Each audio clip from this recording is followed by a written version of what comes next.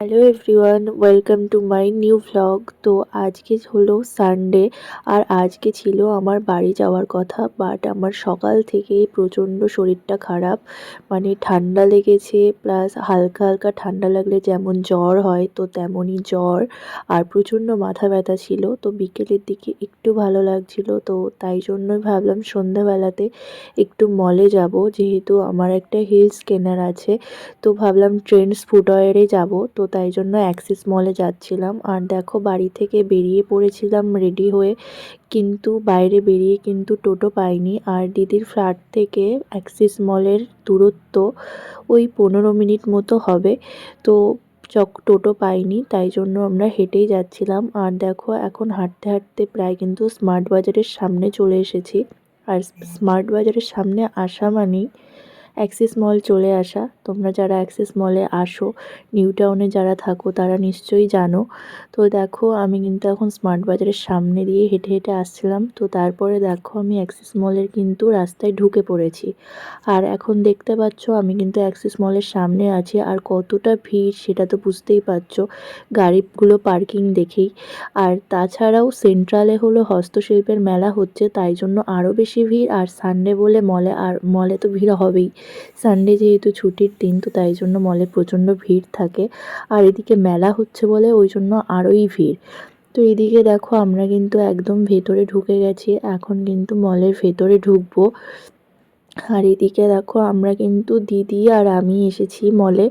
জয়দার কাছে বেবিকে রেখে এসেছি, কারণ এভাবে ছাড়া তো আর তো সম্ভব নয়। মানে সবাই একসাথে কোথাও বেরিয়ে কেনাকাটা করতে যাব, তো তাই জন্যই বেবিকে বাড়িতে জয়দার কাছে রেখে আমি আর দিদি এসেছি। তো এখানে আমার কিন্তু দিদিরও কেনাকাটা বলতে তেমন কিছু ছিল না, আমারও ছিল না। দিদিও ভেবেছিল একটা শুজ কিনবে, আর আমিও তাই ভেবেছিলাম। তো দেখো, ট্রেন্ডস ফুটওয়্যারে চলে এসেছি। কিন্তু এসে দেখো, আমি কিন্তু কালেকশনগুলো দেখলাম, কিন্তু কালেকশনগুলো দেখার পরে আমি যেরকম টাইপের চাইছিলাম তো সেরকম টাইপের কিন্তু পাইনি। তো তারপরে কিন্তু আমি বাটাতেও গেছিলাম। এবার বাটাতে গিয়ে কিন্তু যে স্লিপারগুলো ছিল সেগুলো কিন্তু সবই যে বয়স্কদের যেমন হয় ঠিক তেমন টাইপের, মানে আমি যেরকম চাইছি সেরকম একদমই নেই। আর সবই কিন্তু ফ্ল্যাটের মধ্যে ছিল, আমি একটু হিলসের মধ্যে চাইছিলাম, বাট সেটা কিন্তু আমি পাইনি। আমার মলে আসাটাই বৃথা হলো, কারণ কোনো কাজের কাজ কিছুই হলো না। শুধু চারিদিকে এদিক ওদিক ঘুরলাম, এখানে ওখানে গেলাম, বাট কোনোটাই মানে পেলাম না। মনের মতো একটা কিছুও পেলাম না। আগে আর একটা ছিল, মানে যেখান থেকে আগে নিতাম, মানে অ্যাক্সিস মলেই, বাট সেটা এখন আর নেই, সেটা এখন উঠে গেছে।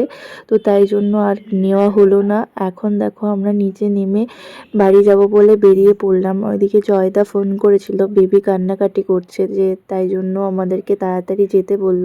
তো দেখো, আমরা কিন্তু এখন কিন্তু বাইরের দিকে বেরিয়ে গেছি।